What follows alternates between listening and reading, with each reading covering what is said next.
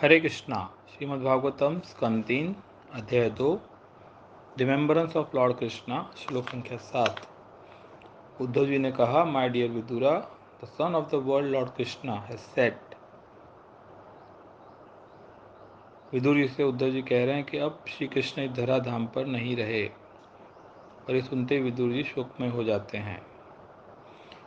श्रील प्रभुपाद पर्पट में समझाते हैं कि कृष्ण की उपमा सूर्य से इसलिए दी गई है कि जैसे सूर्य हमें दिन में दिखता है लेकिन रात्रि में हमें वो प्रकट हो जाता है, लेकिन उसी समय वो अमेरिका में प्रकट हो जाता है। उसी प्रकार से भगवान कृष्ण इस धराधाम पे प्रकट होते हैं, और जब ये अप्रकट होते हैं तो किसी और धराधाम पे प्रकट हो जाते हैं, किसी और यूनिवर्स में। उनकी नित्य लीला चलती रहती है।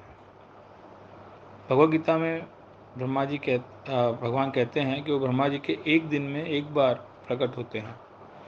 तो अनुमान इस प्रकार से है कि 430 करोड़ में एक द्वापर में कृष्ण प्रकट होते हैं, और हम बहुत भाग्यशाली हैं कि इसी द्वापर में भगवान श्री कृष्ण प्रकट हुए।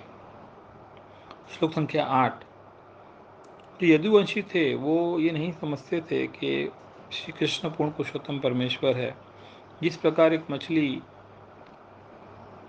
चंद्रमा को आइडेंटिफाई करने में मिस्टेक करती है, इस श्लोक में बताया गया है कि परपण प्रभुपाद जी कहते हैं कि जो मिल्क ऑफ ओशन है उसमें क्षीरोदक्षय विष्णु वास करते हैं, और उसमें से चंद्र प्रकट होते हैं।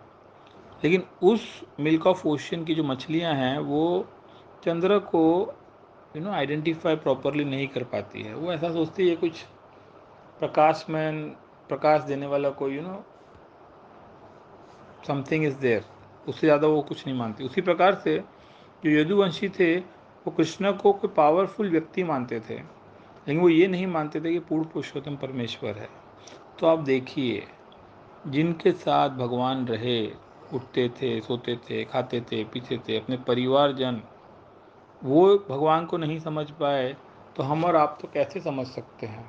जब तक हम इस नवदा भक्ति का ये जो प्रोसेस है डिवोशनल सर्विस का, हमें कुशल मार्गदर्शन में इसको प्रैक्टिस ना करें, और जो वीड्स हैं जो समय पे आते हैं उसको हम एक कुशल माली की तरह उसे यहाँ निकालें, तब तक हमारे लिए श्री कृष्ण को समझना मुश्किल रहता है।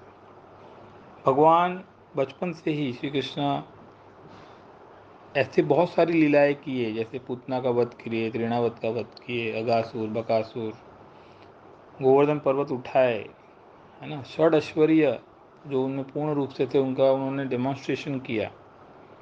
लेकिन फिर भी यदुवंशी ये नहीं समझ पा रहे थे कि वो भगवान हैं। तो हमारे लिए जब तक हम प्रॉपरली प्रैक्टिस नहीं करेंगे डिवोशनल सर्विस को, तो ये जो गोल्डन अपॉर्चुनिटी ह्यूमन लाइफ की मिली है इसे हम गवा देंगे, और हम नहीं समझ पाएंगे कि भगवान कृष्ण कौन है। यहाँ मैं विराम देता हूँ। हरे कृष्ण।